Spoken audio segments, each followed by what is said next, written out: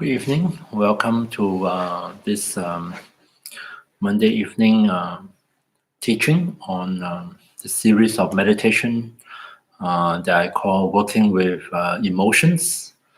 So over the next few weeks, we are going to look at how we can use the different kinds of meditations to help us to work with our emotional responses. And really is about working with our habits, our emotional habits. So let me start by just talking a little bit about emotions, and I'm presenting this course from the point of view of the Buddha's teaching. In Buddhism, there really isn't an equivalent word for emotions. Emotions, especially in English, in our modern context, it's quite often for us to contrast, and sometimes we say irrational emotions versus rational thinking. So the word emotions does carry a connotation of something different or opposing to thinking, especially like rational thoughts.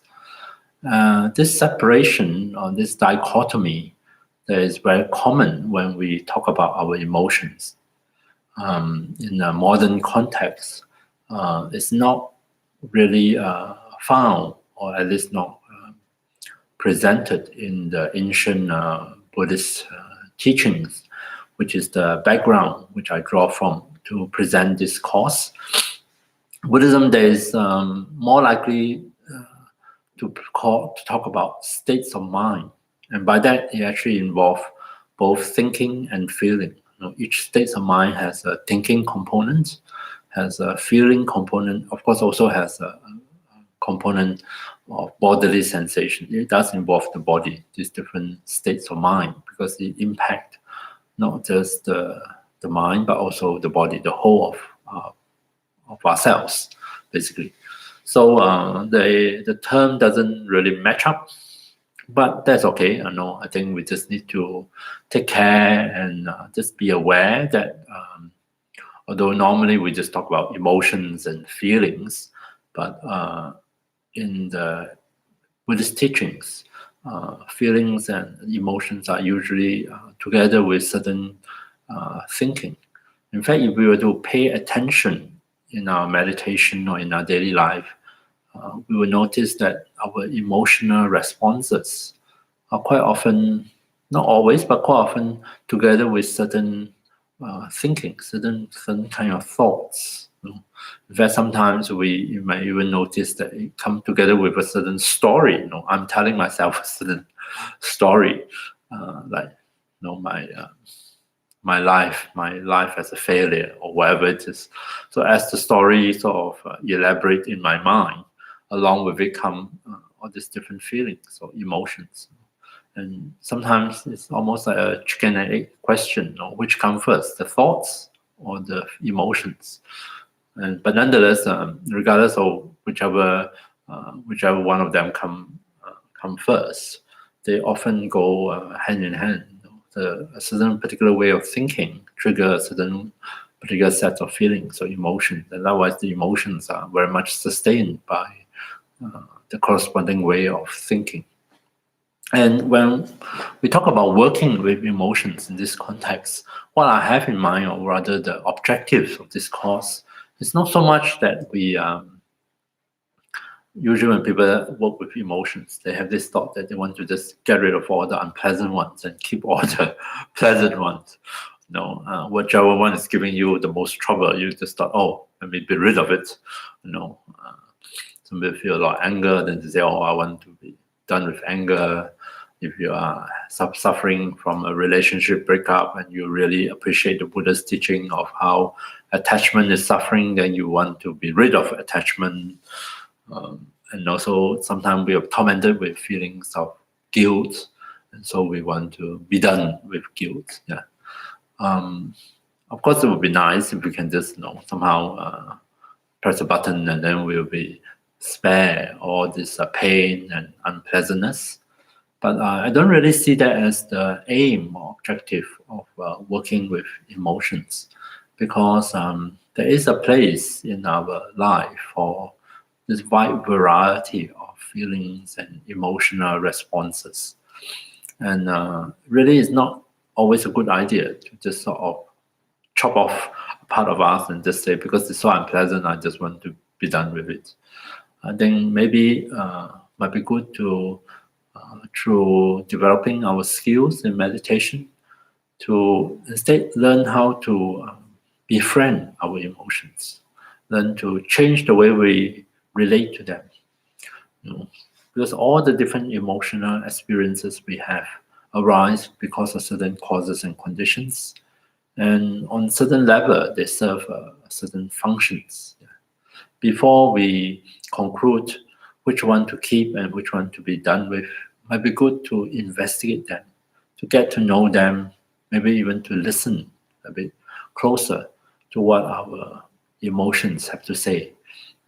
We may learn something about ourselves, learn something about the world, reality.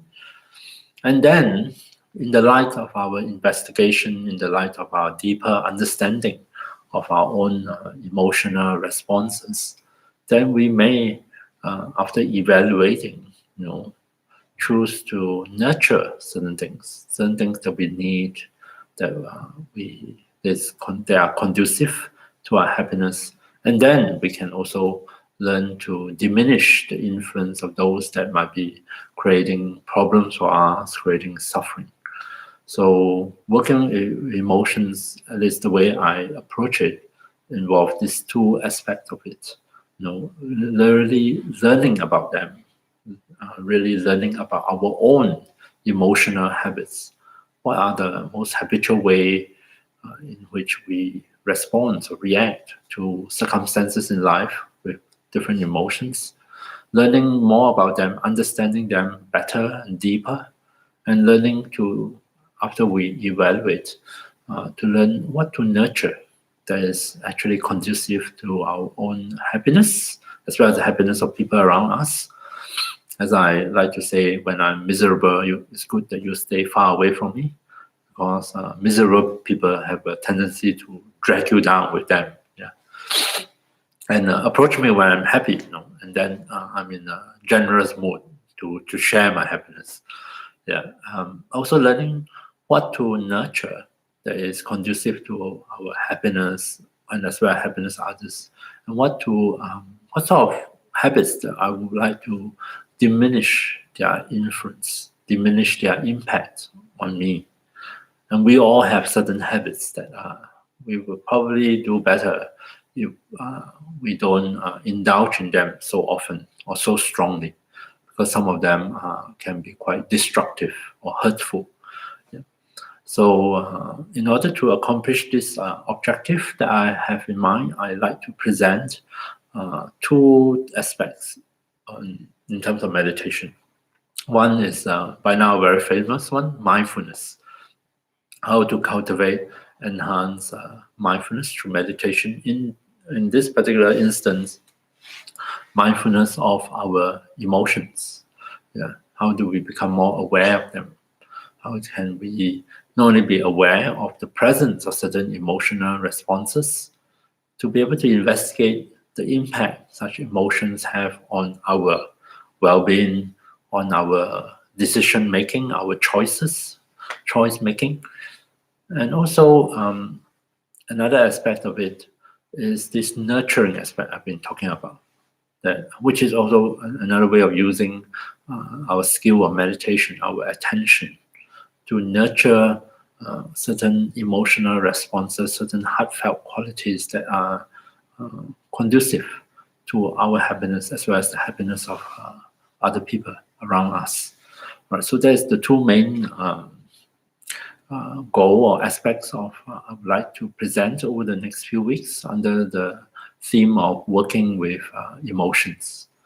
And as this is live, you are most welcome to post your comments or questions on the live chat, and we'll try to attend to them as the session progresses. But first, let me just touch on mindfulness. Mindfulness, especially in the context of working with emotions. What I have in mind is to present mindfulness in relation to an acronym called RAIN, RAIN. This method of presenting mindfulness is very modern. It's probably developed in the 80s. I think in America, it's proposed by an American Vipassana teacher. I think it's Michelle McDonald's. And then subsequently, other teachers took it and elaborate on it. They introduced different variations of it. And the one that I choose to present, this variation is very much influenced by the teachings of an American meditation teacher called Tara Brach. Brach as in Brach. So if you're interested, you might want to have a look at her website, her writings. So what does this acronym RAIN, RAIN, RAIN, literally RAIN, what does it stand for? R stands for the ability to recognize. A stands for, I usually call it acknowledge. Others, I think Tara Brach used the word allowed, right? To acknowledge. So recognize what sort of emotions, what sort of reactions are present in this moment as part of mindfulness skill. Acknowledge that it's here, or allow as in instead of instinctively pushing it away or withdrawing or reacting to it, just to allow it to be here. Why? Because it's already here. It's the reality of this moment. Right? And I stands for investigate, or I prefer the word to inquire. And this inquiry is not so much in terms of analytical thinking, or why am I angry and so on, but more of paying, as is a mindfulness skill, paying closer attention, inquire into what are the causes and conditions that might trigger this reaction, these emotions, what else is happening, what else is going on while I'm feeling these emotions, while I'm reacting in this way, what are the thoughts, what are the bodily sensations, what are the feelings that may be present here. So to inquire. And also part of the inquiry is to also become aware, what are the impacts of such emotions, or of acting under the influence of such emotions. Is it conducive to my well-being and happiness? Is it the opposite, hurtful, harmful, not just to me, but also to others? So that is inquire I. And N stands for nurture, right? Nurturing. Almost like through our mindfulness, we can figure out for ourselves, what is it most needed in this moment? What do I need the most? What is most missing in this moment? And sometimes our emotional response are precisely the response to the needs that may be unfulfilled or unmet in the moment, in that situation. So to nurture again with our attention, to give our attention, the energy, our attention towards certain things, or can be external, can be internal, that is most needed or maybe most helpful. Okay, so there is mindfulness, and I'm going to present it in relation to this particular way of which I find very effective, because it really helps, makes it so much easier to communicate to others, or what we have in mind when we use the word mindfulness.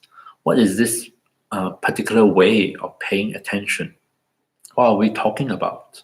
And how do I, if I'm interested, how do I implement it? How do I actually carry out in my daily life or in my meditation practice? I think by breaking it down into these 4 components, it really clarifies the different aspects that might be involved when we pay mindful attention. Today, I thought to start with R, the recognize part, recognition. Sometimes I, in my own experience, I might find myself reacting to certain situations, certain circumstances in my life. And yet, although I know I'm reacting, I may not fully recognize what is happening inside me.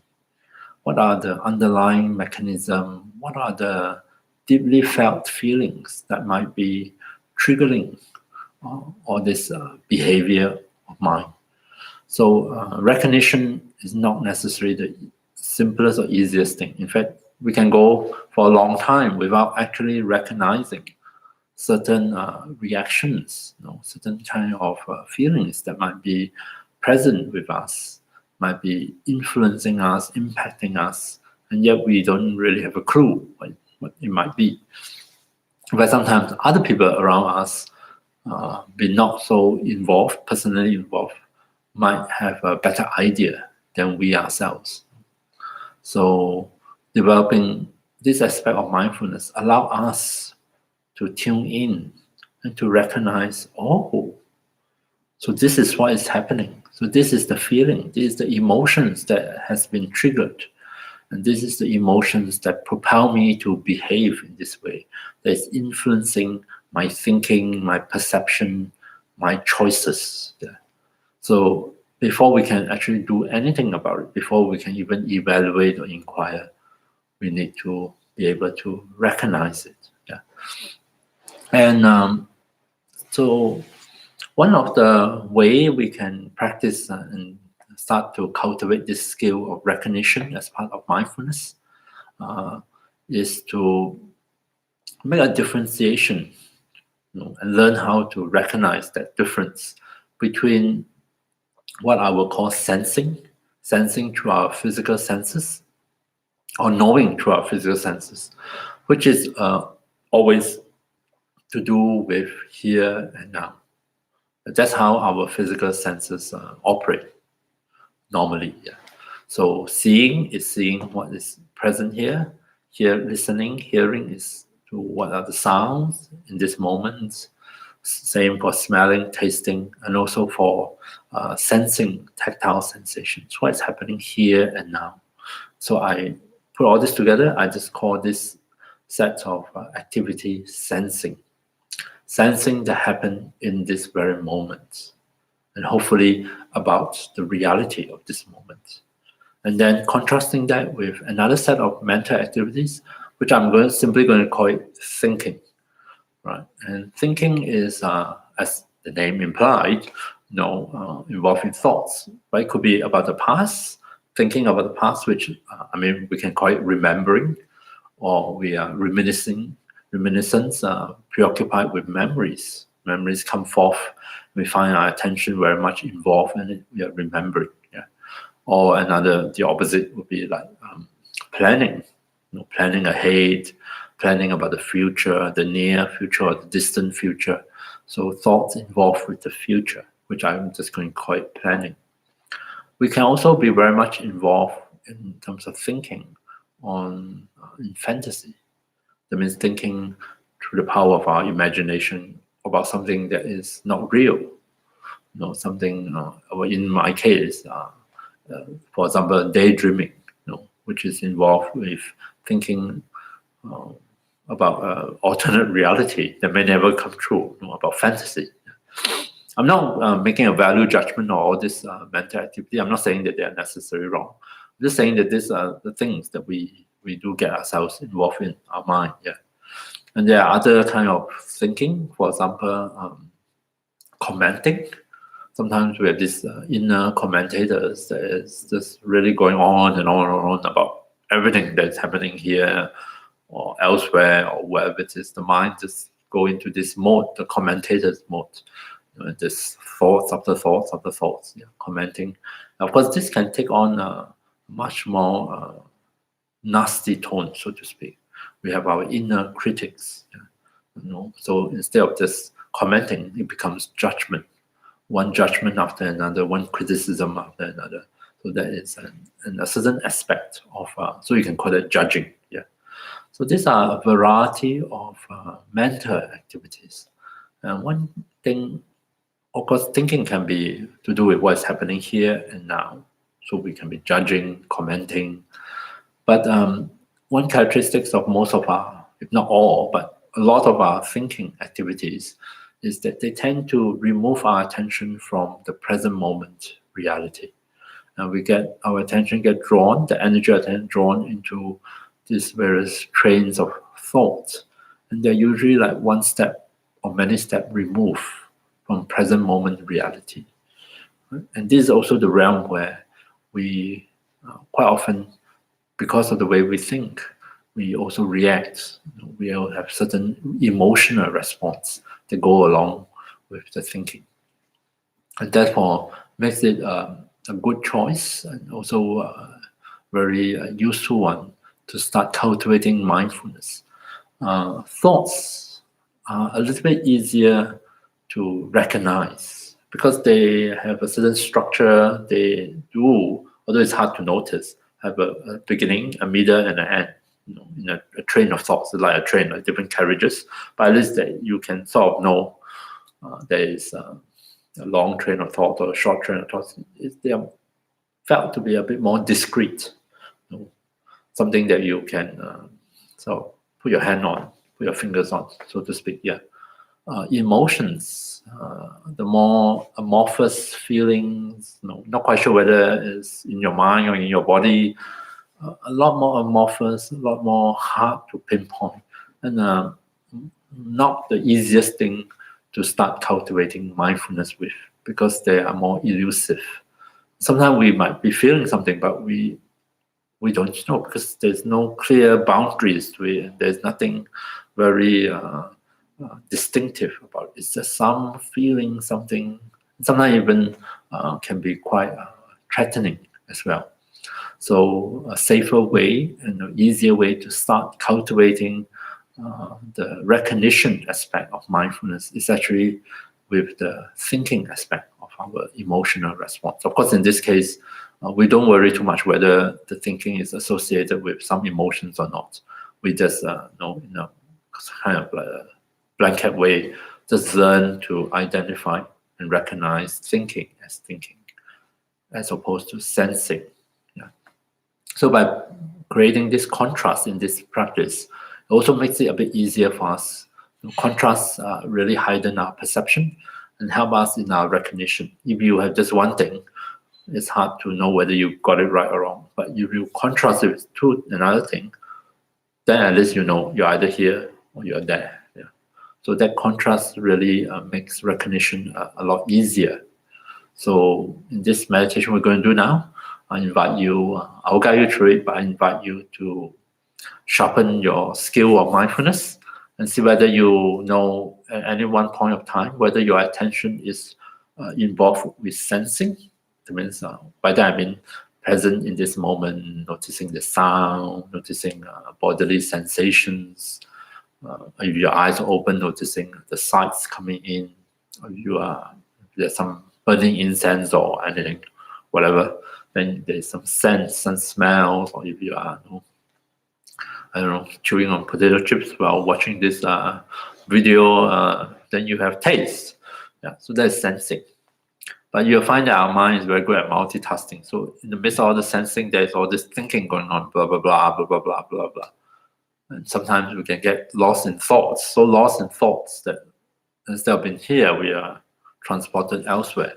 And that is when the occasion I invite you to recognize and say, oh, I'm thinking. I'm not sensing, I'm thinking. Yeah. So see whether we can enhance this particular aspect of mindfulness so that we recognize what is happening to our attention in each moment. Right? To know that when we are sensing, our attention is with sensing, we are sensing. To know that when our attention is drawn into thoughts, we are thinking that, oh, this is thinking. Okay. And I also want to emphasize that we are not trying to kick out one particular function or one particular aspect of our mind and favor another one. But of course, we can also investigate, inquire as we do it. When we are sensing, we feel in a certain way. There's certain kind of experiences that go along with sensing, and then there's a different experiences that go along with when we are thinking. And we may notice that as we engage in this meditation. All right, but let's give it a try and cultivate this recognition skill as part of our mindfulness practice. So I invite you to settle into a meditation posture that is comfortable for you. If you can sit, like I'm sitting on a chair, or I'm sitting cross-legged on the chair, which I'm not sure is necessarily the best combination, but you're most welcome to sit on a chair, which is wonderful. Or some of you might prefer to sit on the floor on a cushion in the privacy of your own room or home while watching and tuning into this video. You are most welcome to lie down on a firm supportive surface, be it on the floor on a yoga mat or on a firm bed. That's also perfectly fine. There's really nothing to watch. It's just me talking to the camera. So you can listen as I guide you into this meditation on mindfulness. So I'm going to ring this bell to signal the start of this meditation session.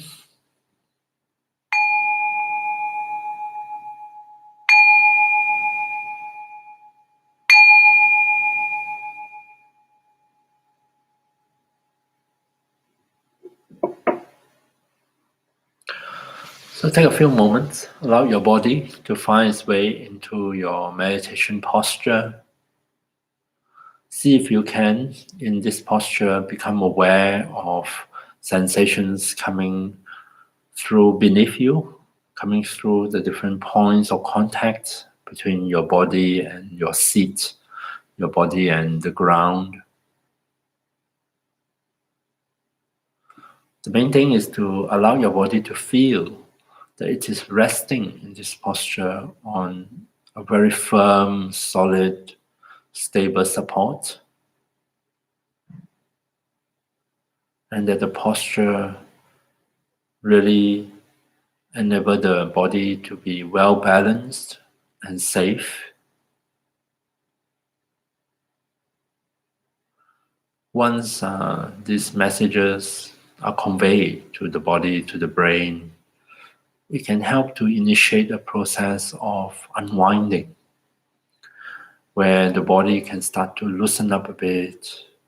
It can let go of some of those unnecessary contractions or tightenings that we have been carrying around with us throughout the day.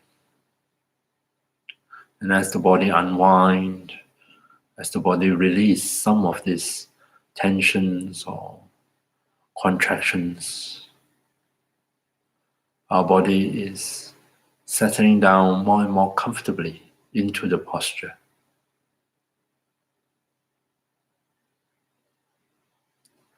So that is the first step, what I usually call acquiring a seat for our body in meditation. And for the second step of the meditation, we're going to take a few minutes at the beginning just to help our body and mind to shift gears, to transition into meditation, to put aside any other things unrelated to the meditation that might be preoccupying them. So let's start by taking a few deep breaths. Just breathe in and out deeply for a few times. And when you breathe out, remind yourself to release.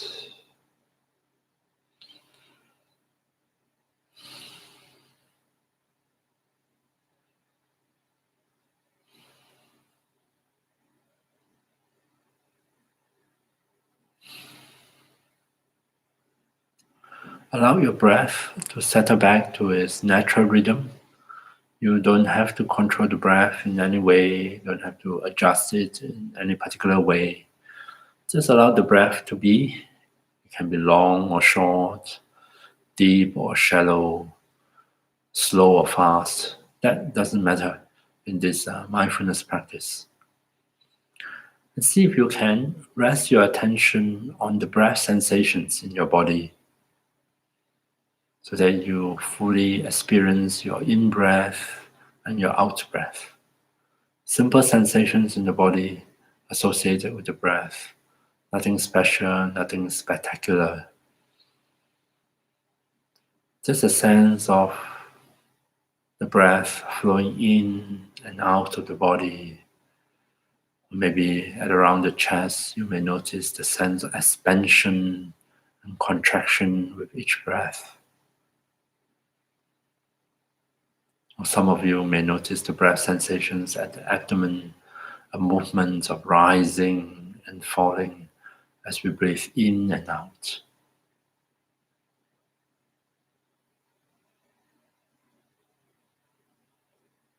So resting your attention on the breath, and invite your attention to come back to the breath throughout the meditation.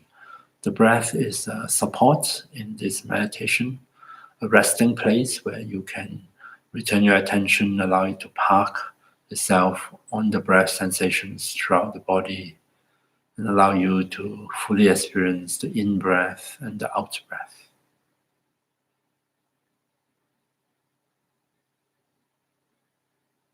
And when we reconnect our attention to the breath, we're going to make use of the natural out-breath. Breathing out, in our mind we can say the word release. Breathing out is the time when the body releases carbon dioxide. And piggyback on the out-breath, we are inviting the body and mind to release other things unnecessary, unhelpful.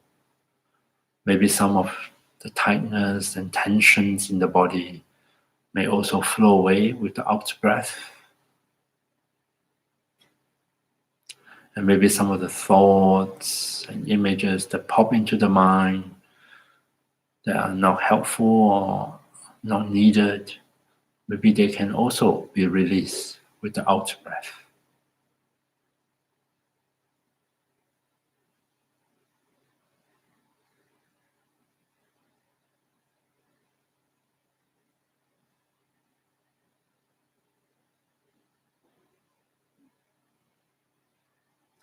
Coming back to the breath, while we attend and become more mindful of what is happening, what our attention is involved in, at any point of time, we can invite our attention to come back here and now to the breath and to rest on the breath sensations.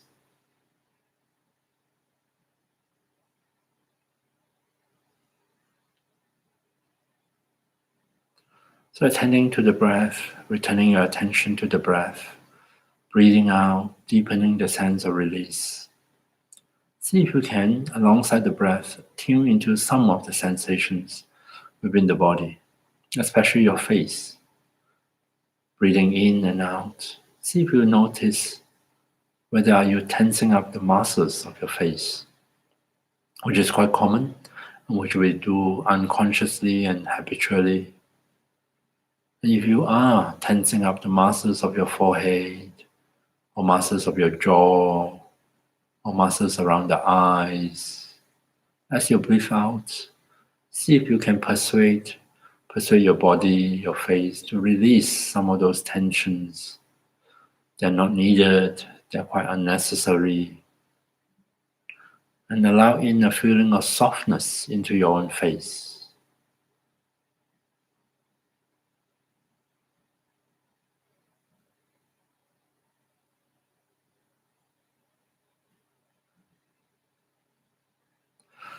As the face softens, immediately you feel so much better. Immediately there is a sense of ease and comfort to come back into your meditation. And throughout the meditation, see if you can occasionally revisit your face. And if you do find yourself tensing up the facial muscles again, remind yourself to release as you breathe out.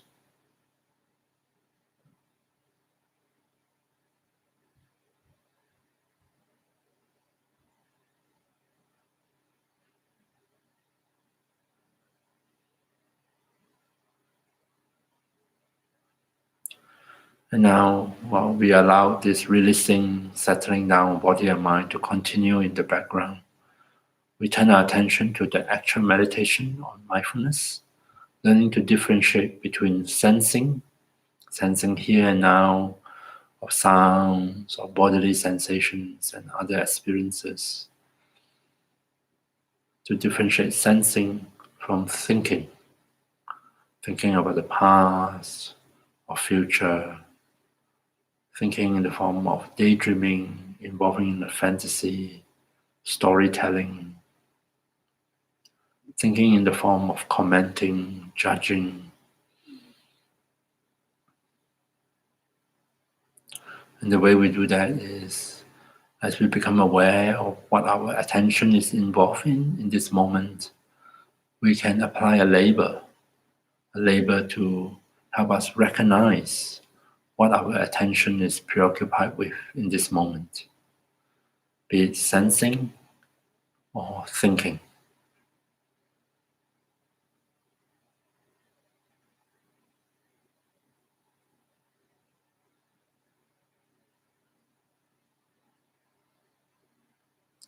Coming back to the breath, make the breath the anchor, the support of your attention.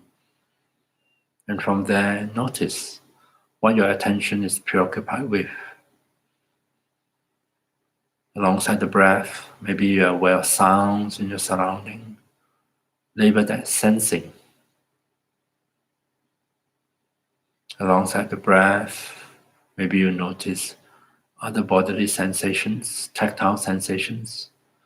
Label that sensing as well. Sensing bodily, tactile sensations.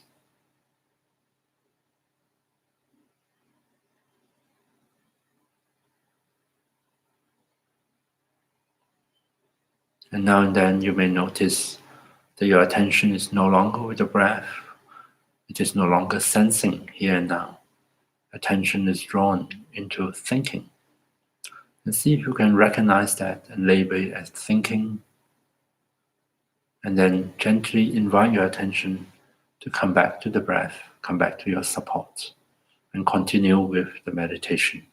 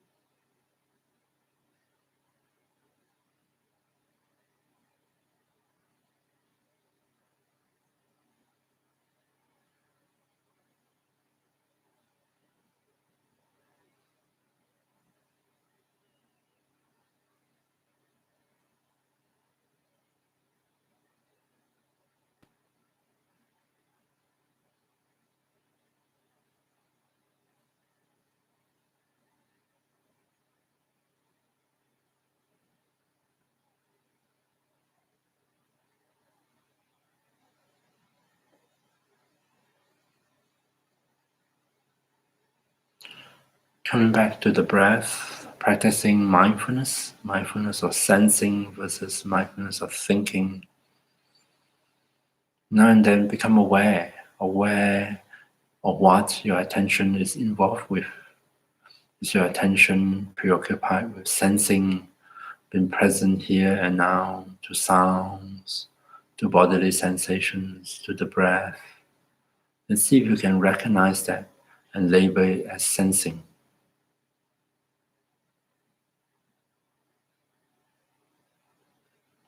Or maybe you notice your attention is involved with thoughts, with memories, with fantasies, with planning, with commenting or judging.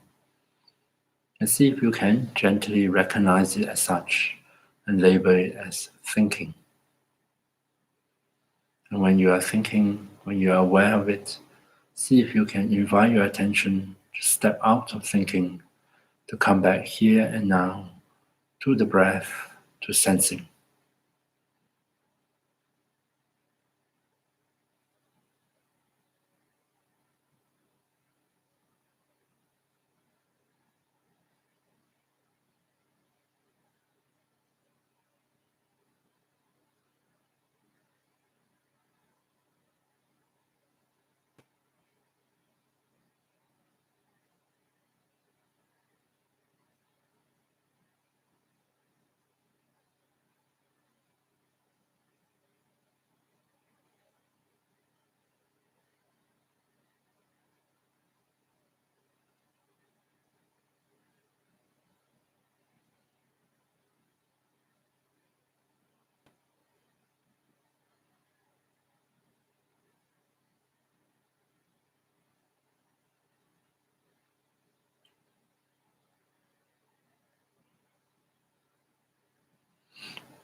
reconnecting with the breath as a support. Maybe by now you notice there are occasions where both sensing and thinking are happening almost at the same time. And if that's the case, see if you can recognize it and label it as sensing and thinking. And then, just as before, invite the attention to come fully back to the breath, to the support, and continue with the meditation.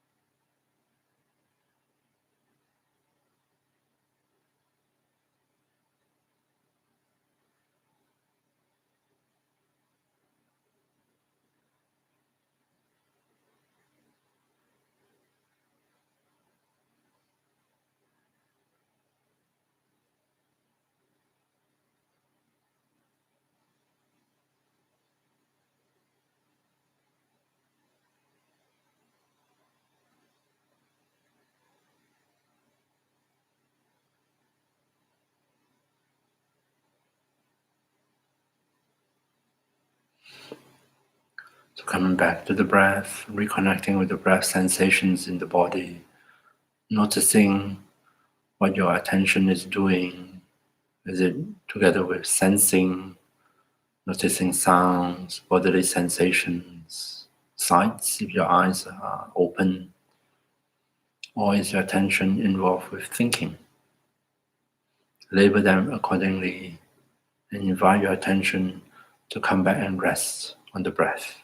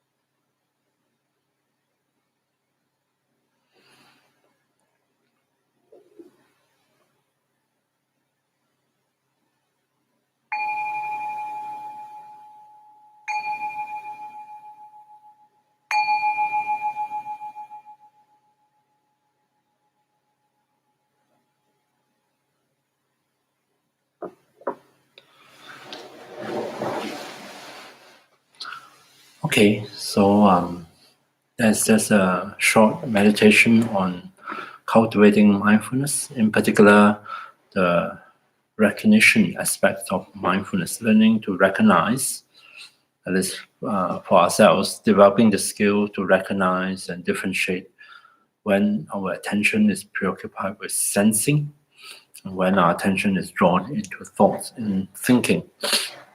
And I'm not sure whether you have noticed or not during the meditation that there are also occasions where both activities are happening almost simultaneously.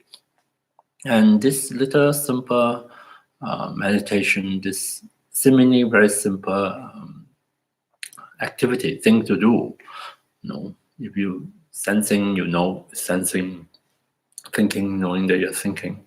This aspect of mindfulness come in very handy when we work with emotions, because what are emotions? Emotions are predominantly thoughts, feelings in our mind, our heart, and also certain bodily sensation, because the body also participate in our emotional responses. So as we learn to differentiate and learn to pay attention to sensing and to thinking, we can learn to catch when a certain emotional response is triggered, because it will come with certain characteristic way of thinking, and definitely in terms of the body, certain characteristic way in which the body react and respond, as part of that emotions. So learning to recognize these two components really enhance our skill of mindfulness, to be mindful, say, oh, I think this is anger, I'm getting angry. Or say, oh, I think this is grief, this is sadness. And although it seems a bit simple-minded, most of us would think that, of course, I know what I'm feeling. Of course, I know what are the emotions that have been triggered.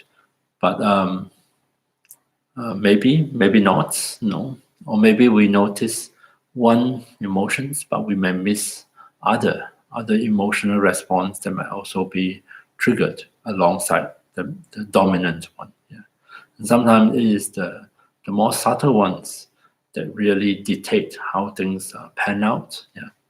So this aspect of mindfulness is really helpful to help us to start to understand our habits of emotional responses, and also give us the means to investigate into them, to find out for ourselves firsthand, what are the impacts all these different habits of emotional responses, emotional reactions have on on ourselves, on our well-being, on our behavior, and therefore on our impact on other people. Okay, so that is all about mindfulness. And the second part of this presentation, I want to talk about nurturing certain heartfelt qualities.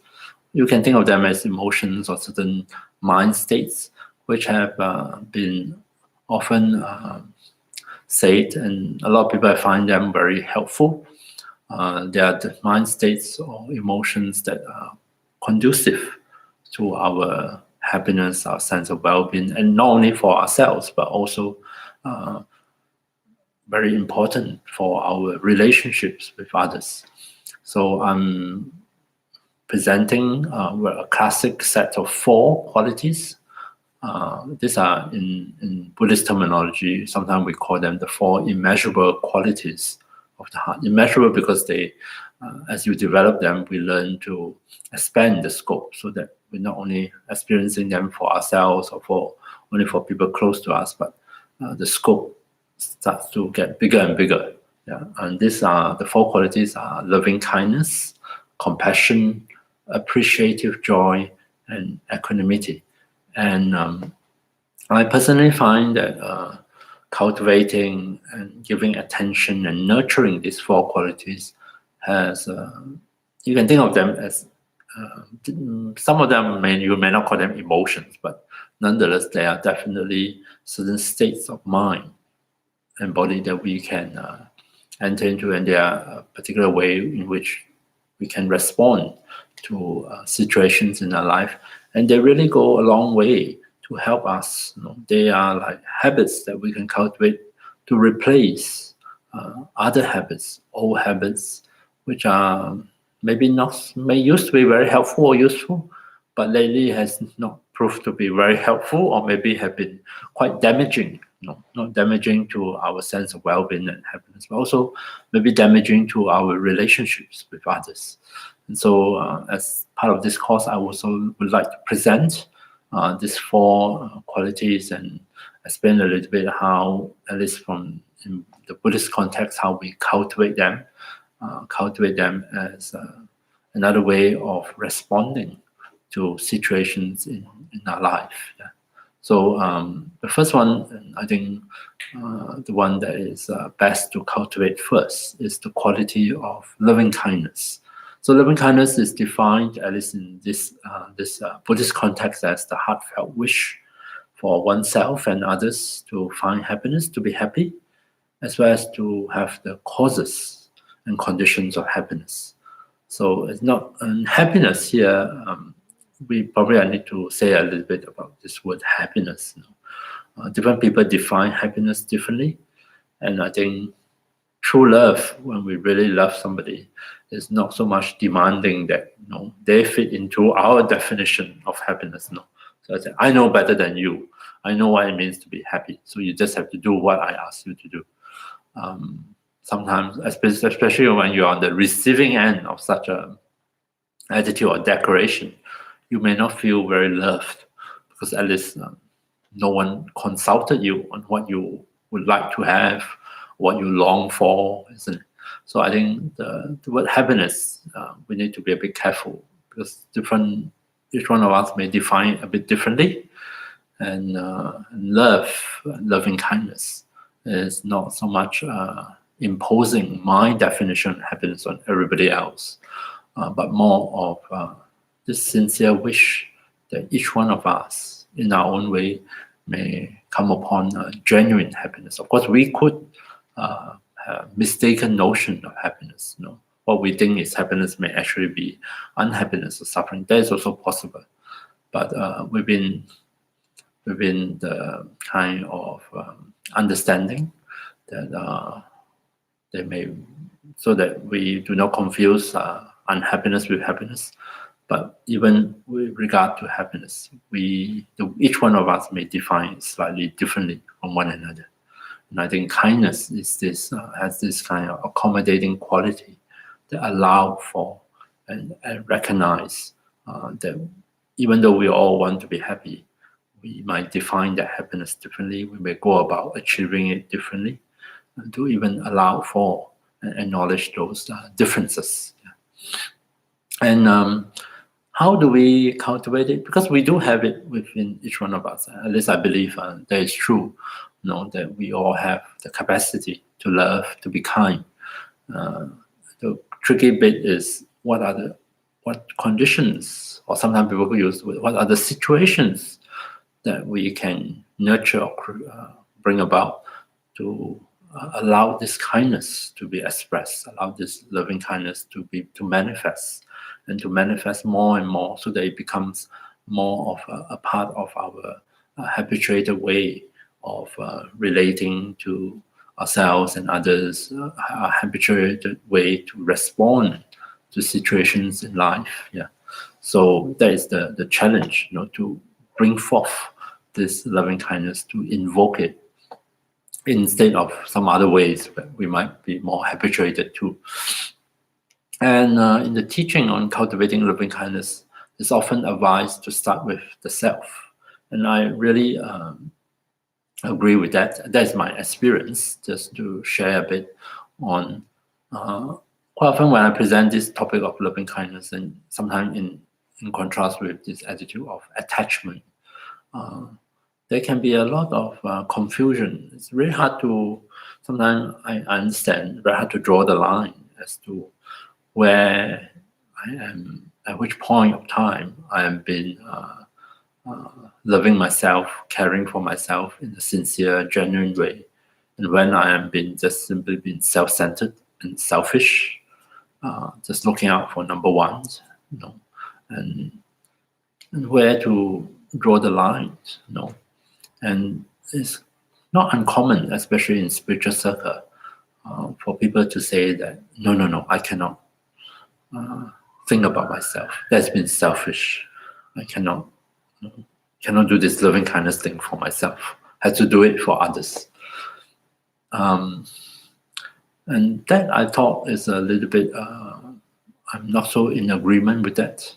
I think loving kindness, really a good foundation for loving others, comes from loving ourselves and knowing what it means to love ourselves, and to really differentiate the different attitudes, which may be confused with genuine loving kindness to ourselves, like confusing selfishness or self-centeredness for loving ourselves. And on the other extreme is to consider self-hatred as a part of, like, the fact that this carrying this sense that I'm not worthy of love. I can only love others, and only when others love me back will I allow myself to feel lovable or worthwhile or worthy of love, which is the other extreme. This other extreme of hating ourselves or feeling oneself unworthy of love. And this is not trivial. These conditions can be quite detrimental to our well-being and our happiness. And especially in order to address this situation where we might carry with us certain image or certain belief that deny us of the place of loving kindness towards oneself, all the more we need to really cultivate this aspect of loving kindness, to give some time and energy and attention to work on figuring out what does it mean to be kind to oneself without it being selfish or self-centered. What does it mean to love oneself? And I think when we figure that out, it really go a long way to help us to clarify our relationship with others.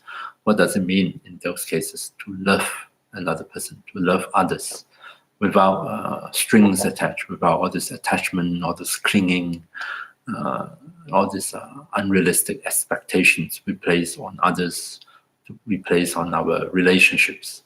So I personally find it's really important to spend time, in fact, spend a lot of time, if necessary, on cultivating and clarifying for ourselves this topic of loving kindness for oneself. I once did a 4 months retreat, solitary retreat in New Zealand.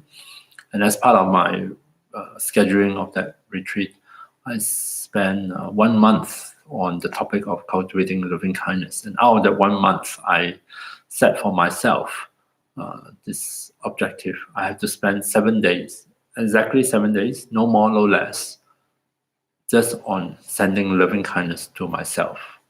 I am so bored with that meditation. I was so sick of wishing myself to be well and happy. I'm dying to move on to someone else, but I persevere. And in spite of all the boredom, and it's very interesting, and the way I do it is I just repeat a few simple phrases, wishing myself to be well and happy. It triggers all sorts of emotions other than loving kindness, which is really quite interesting. Most of it, I feel quite bored. I don't actually feel anything. A lot of time, I wish myself, may I live in safety, may I be happy, may I be healthy, may I live with ease. So that's my stock phrases, which later we will try out together. Most of the time, I don't feel anything. I just repeat the words. It's like a mantra. Just repeat it slowly, periodically. But I don't necessarily feel very loving towards myself, which is one typical response in my case, and maybe also for you when you try this out. And it's perfectly normal. Right? It's not to worry too much if you don't feel anything. Feelings don't necessarily come on demand anyway. Sometimes I actually have this sense of boredom. But I really get a bit sick of just keep repeating these words. That is also an interesting response. Other than I get very irritable, get irritated, maybe with myself, I don't know why. Anger arises as I repeat those words, which is also yet another interesting response. And so I went through over the 7 days quite a lot of different emotional states. But I find it helpful because as those emotional reactions come and go, and I'm able to be mindful of them, to acknowledge them, like what we're going to talk about the rain. Sometimes I might even investigate and say, oh, where is that anger coming from? Yeah. But at the end, by doing so, the intention is to nurture this quality of loving kindness and to find it within myself, for myself, to start off with, to be able to relate to myself or different aspects of myself, my habits, my accomplishments, and my failures, my good habits and not so good ones, with kindness, from a kind place within myself, and to be able to touch that and connect with that, and to become more and more comfortable, and to allow it to come forth. And 7 days is a good time, to work through all the different kind of emotional baggage, or the different kind of beliefs, some of which are clearly mistaken, misdirected, to come to a place where I can reconnect with genuine love and kindness towards oneself, and to, in a very simple way, really sincerely wishing myself to be able to find happiness and to be able to gather all the causes and conditions for me to be happy in the way I define happiness. Yeah. So, and I find that has a very healing quality. It really works through a lot of guilt or shame, a lot of negative thoughts towards oneself, that self-hatred variety. I think I'm one of those who fall towards the end of the spectrum. I'm more likely to think badly of oneself than to think highly of oneself. I mean, I also have other self-centeredness as well. Yeah.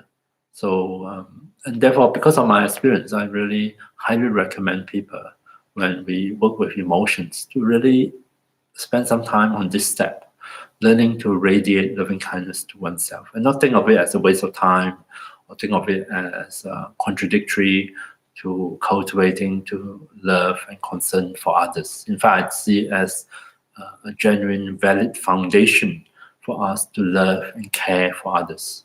That our love and care for others are not built on some shaky foundations of wishing to win their approval, or to get them to have whole good opinions of me, or because I really need something from them. I need their love in order for me to feel lovable, to feel worthy, or to even give meaning to my existence. Some of those foundations are very shaky foundation. In fact, make for very complicated interaction with others, and a recipe for great suffering. So why not take the time and explore a bit this particular aspect of loving kindness for oneself? What does it mean to me? How does it manifest itself? What are the ways I could understand what it means to be loving and kind towards oneself? And once you build a really solid foundation on this, then loving others is, as they say, to do unto others what I would wish to do for myself. Because then it's just an extension of loving and being kind to oneself. And it comes from a really good place, a place of abundance as opposed to a place of lack. It's almost like, precisely because of love and kindness for oneself, is so much present and so much in abundance, that it spills out, and we can share it with others. We can extend that love and kindness. Just as we learn to love and be kind to ourselves, we can love and be kind to others as well. Okay, so that's the idea behind it, and the method I really practice and train in, and it works for me, because it works for me, is to use a few simple sentences or phrases that convey or express my understanding of what it means to be loving, to be kind. And so in this next short meditation, I'm going to make you go through what I have been through for the next maybe 15, 20 minutes or so. We'll be undistracted in sending loving kindness to oneself. And you might get bored by what I've done. You may actually get a bit irritated. Sometimes we get irritated for no reason.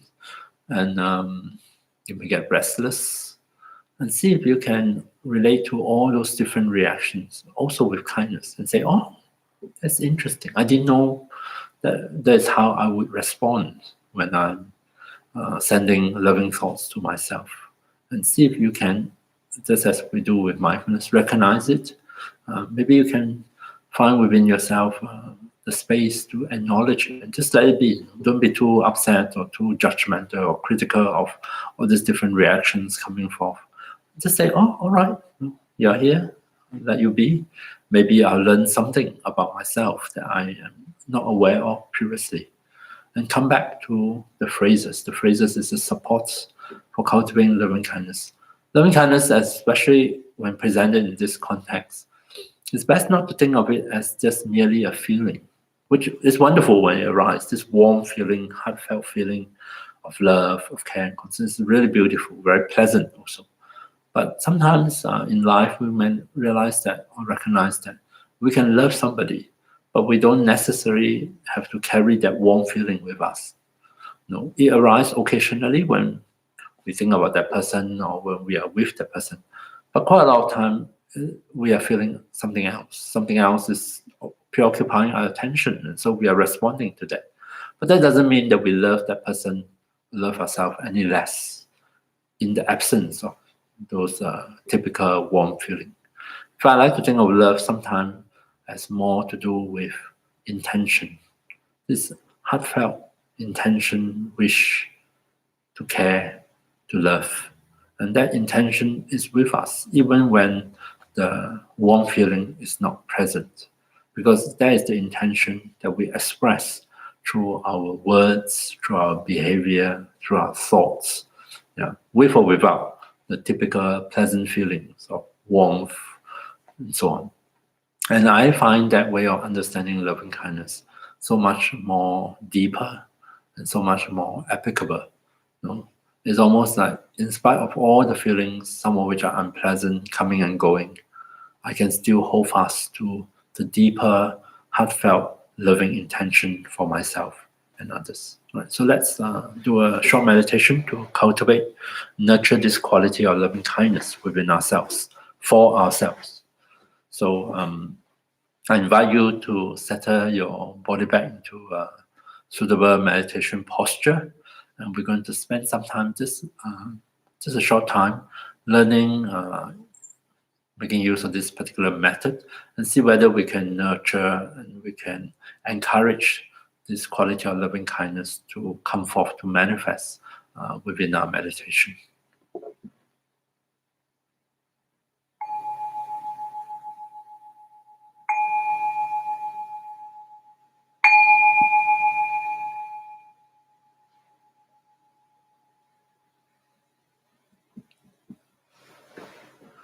So, just as before, take a few moments, adjust your body in your posture, take care that your back is comfortable in whichever posture you have adopted.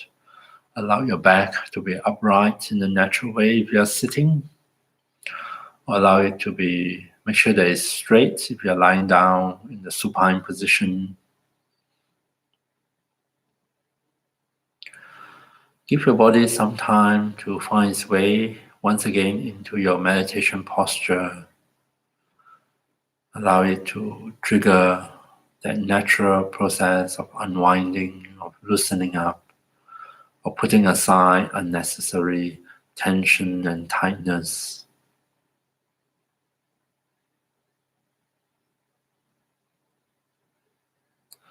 And once again, to help body and mind to shift gears, to settle back into meditation, we can start with a few deep breaths.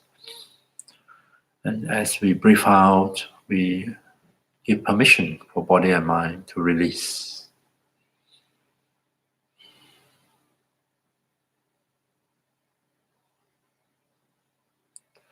allowing our breath to settle back to its natural rhythm. See if we can, for at least for a few minutes, attending to the breath sensations and give special attention to the out breath. So that each time we notice an out breath, we can remind body and the mind to release and to deepen the sense of release, releasing anything unnecessary, unhelpful, without forcing them, simply giving them permission to flow away with the breath.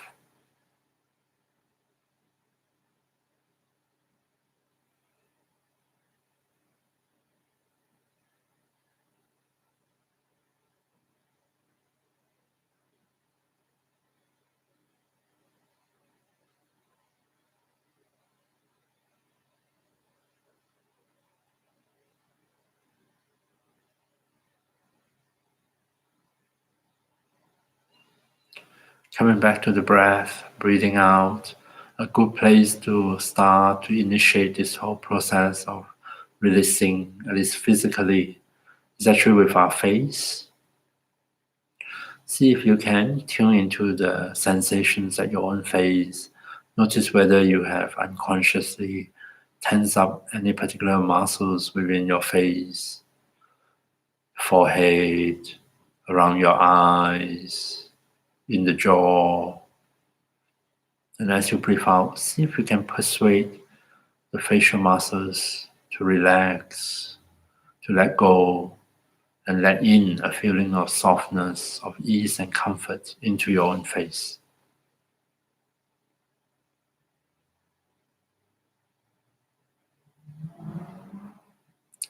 And as you notice the softening of the muscles of your face, there is a wonderful way of reminding the body and helping the body to move in that direction, slowly, gradually, in its own time, to release other tension, tightness, and discomfort, and to settle down comfortably into the posture.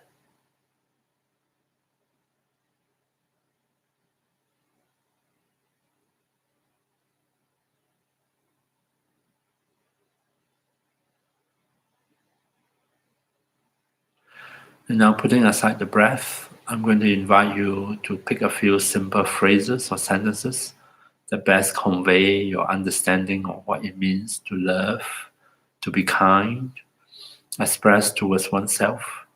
And these phrases will be your support for this loving kindness meditation, and to which you will return your attention to.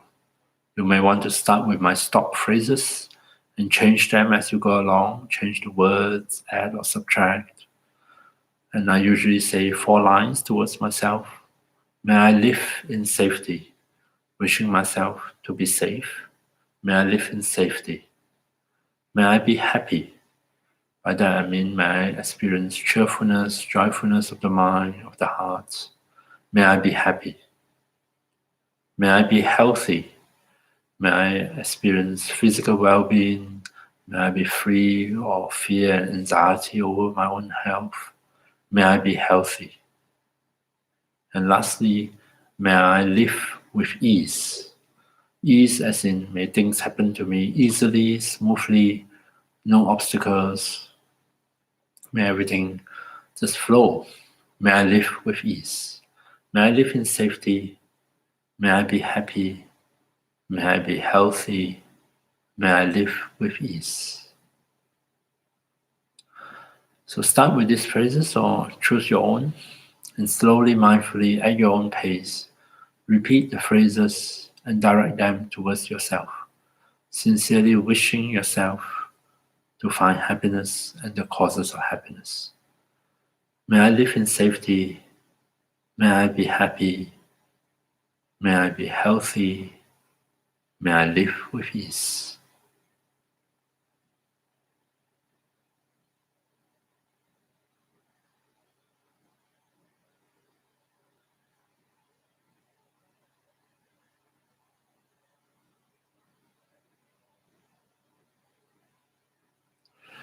Coming back to the words, if you do get distracted, which is perfectly fine, I simply repeat the words and just think of it as if I'm offering kind words towards myself. But you may find that, or some of you may find it helpful to even picture yourself, bring an image of yourself, visual image of yourself to mind, and say these phrases towards this other self of yours. That is also perfectly fine. So feel free to experiment and work with how you want to go about doing this meditation and find a way that really works for you. May I live in safety. May I be happy. May I be healthy. May I live with ease.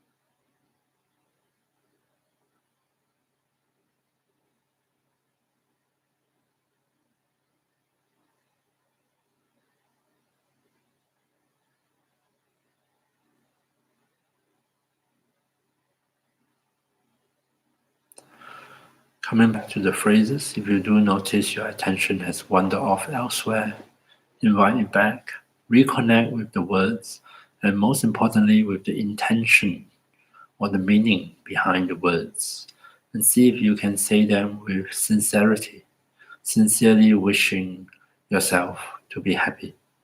May I live in safety. May I be happy. May I be healthy. May I live with ease.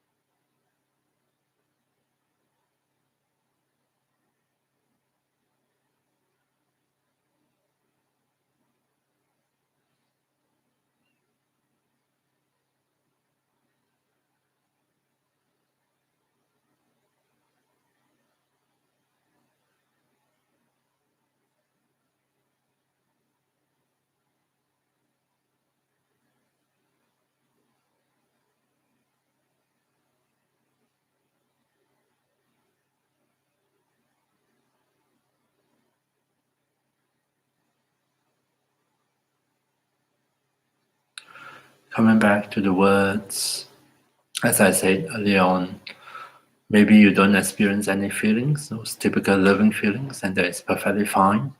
Stay with the words, allow the words to convey your loving intention. Or you may notice other feelings arise. Acknowledge them, but come back to the intention behind the words and offer. May I live in safety. May I be happy. May I be healthy. May I live with ease.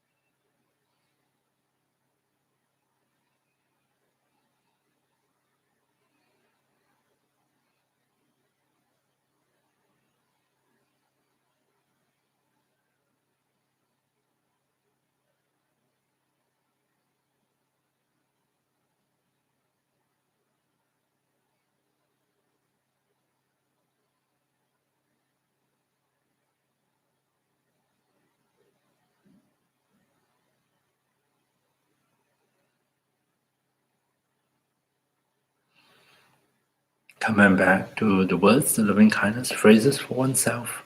Occasionally, maybe the typical warm feeling we associate with love may arise within our own mind and heart. In that case, entwine the feelings among the words and offer it back to yourself. Hold yourself with the intention and the feeling of loving kindness. May I live in safety. May I be happy. May I be healthy. May I live with ease.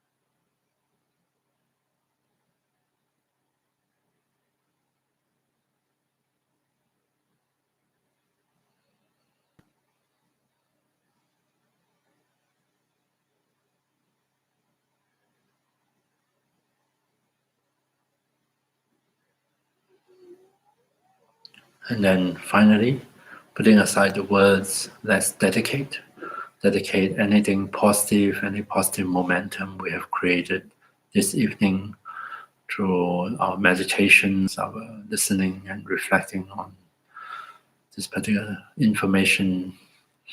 Dedicate that may anything good that come out of it will stay with us, linger in body and mind, so that they can continue to benefit us.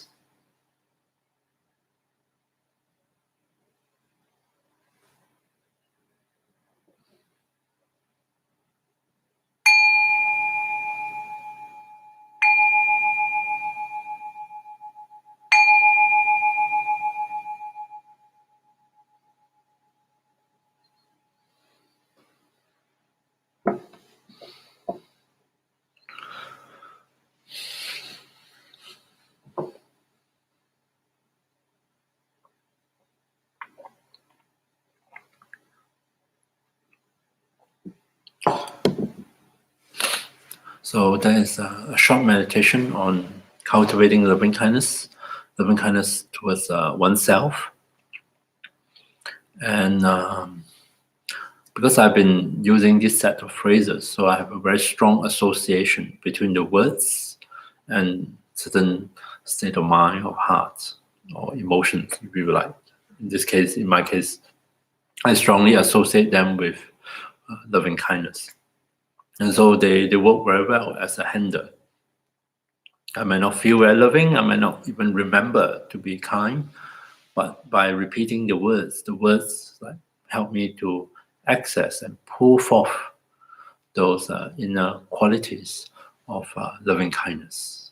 And so it becomes a support to help me to touch base with them, to help me to manifest this quality.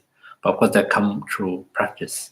And so as you can experiment with the words, change them, and as you repeat them, in this method, the words are support to help us to access and connect up with the feelings. But other people use other methods. Some people are very visual, so they may like to replace words with visual images. Other people, unlike me, might find it much more able to readily respond with the feelings. The feeling come much easier. Then by all means focus on the feelings, nurture those feelings, direct them towards oneself, and later on we extend that to others. And so in working with our emotions, we are taking a kind of multi-pronged kind of approach. On one hand, we cultivate mindfulness that help us to help us to recognize what is happening, what sort of emotional responses or reactions have been triggered, and then we go from there. And on the other hand, we will cultivate these 4 immeasurable qualities. We nurture them as options that later you have to decide for yourself whether are they really better ways, more conducive way to respond to the different situations in our life, in our relationships, and that maybe they really contribute greatly to our happiness and well-being. So these are the two things that I've been emphasizing. I encourage you in between the sessions, the weekly sessions in your daily life, if possible, give them a try, put some time and energy and practice them. But at least even if you don't do now and then, because the fact that we have been talking about it and you have planted some imprints and seeds in your mind, that maybe in your daily life you may find yourself without doing anything in particular, you might start to recognize things. You start to recognize when you might be preoccupied with sensing, very much present here and now, or when your attention is very much caught up in thinking. And you may even start to recognize the different emotional responses throughout the day, or week. And also, if possible, in daily life, think about other ways to nurture loving kindness, at least starting off with loving kindness towards oneself. What does it mean in the different situations? What does it mean to be kind to oneself? It might be an interesting question to explore. Okay, so thank you very much for your attention, and I wish you a good week ahead and hope to see you here again next week as we continue to work with emotions. Thank you very much.